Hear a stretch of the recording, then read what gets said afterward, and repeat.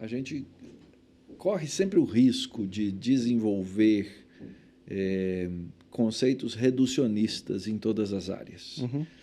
E acredito que muitas vezes a igreja, os estudiosos, os teólogos e pastores e, consequentemente, os membros das igrejas acabam desenvolvendo um conceito reducionista de educação cristã. O texto tão famoso de 2 Timóteo capítulo 3, versículo 16, toda a escritura é inspirada por Deus e útil para o ensino, muitas vezes para alguns vale para o ensino só em casa, ou para outros vale para o ensino só na igreja, para outros vale para o ensino de teologia. E todas essas áreas, na verdade, elas são educação cristã. Sim. Todas elas são a maneira que nós olhamos para a Escritura e a maneira como a Escritura nos ensina a educar dentro desses parâmetros, né? E com um alvo, com um objetivo. Então, toda a Escritura é inspirada por Deus e útil para o ensino, que envolve o quê? Correção, repreensão e educação na justiça, com o alvo, a fim de que o homem de Deus se torne perfeito e perfeitamente habilitado para toda boa obra.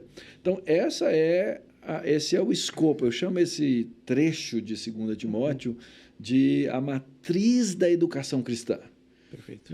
A maneira como o apóstolo Paulo ali ensina Timóteo e, consequentemente, toda a igreja cristã ao longo dos séculos, que ela precisa ter Bíblia como fundamento.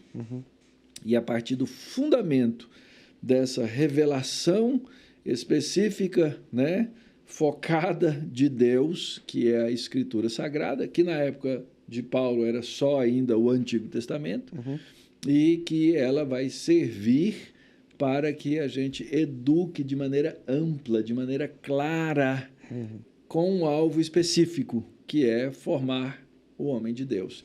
Esse homem de Deus, que está aí no final do capítulo, ele é o contraste do homem que aparece no começo do capítulo de 2 Timóteo. Sabe, porém, isso, nos últimos dias os tempos serão difíceis, pois os homens serão arrogantes, avarentos, jactanciosos. Tem lá 15 diferentes expressões usadas pelo apóstolo Paulo para designar a atitude moral, a vida humana longe de Deus, a falsa piedade e assim por diante, em contraste com esse homem que é formado pela Escritura, lá no último versículo, que é formado pela palavra, que é formado pelas coisas de Deus, que é envolvido pelo que está ali no meio do capítulo, que é o capítulo 3, versículo 10 ali: tu, porém, tens seguido de perto o meu ensino, o procedimento, as perseguições, todo mundo que quer viver piedosamente será perseguido. Então, óbvio que essa educação e esse ensino envolve o discipulado. Então, aqui eu estou dando mais ou menos um mapa geral da ideia de uma educação cristã que é global, que é inteira, que é completa. Então, se eu falar de educação em casa, ela tem que ter esses elementos.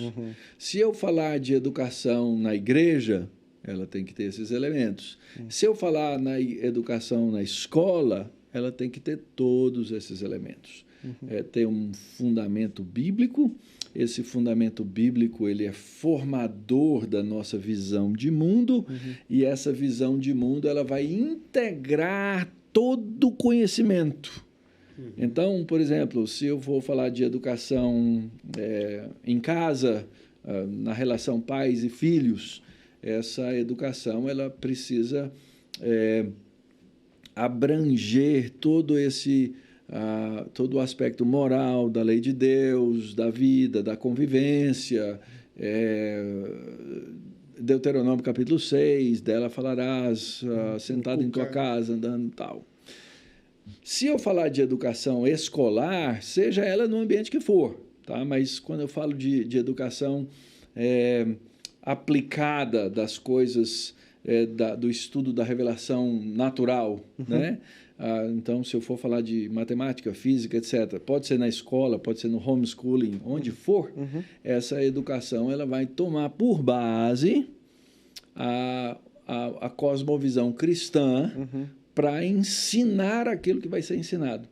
Afinal de contas, não tem ensino que não tenha pressuposto. Sim. Todos os pressupostos que nós temos, eles são carregados por nós e eles são transmitidos no processo de ensinar.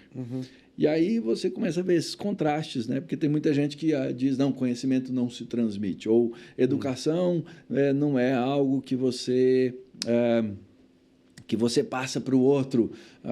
O papel do professor, ele é só um moderador do conhecimento, um facilitador, e etc. Quando a Escritura ensina que conhecimento é passado de geração em geração, de pai para filho, e, obviamente, do professor, do mestre, para o aluno.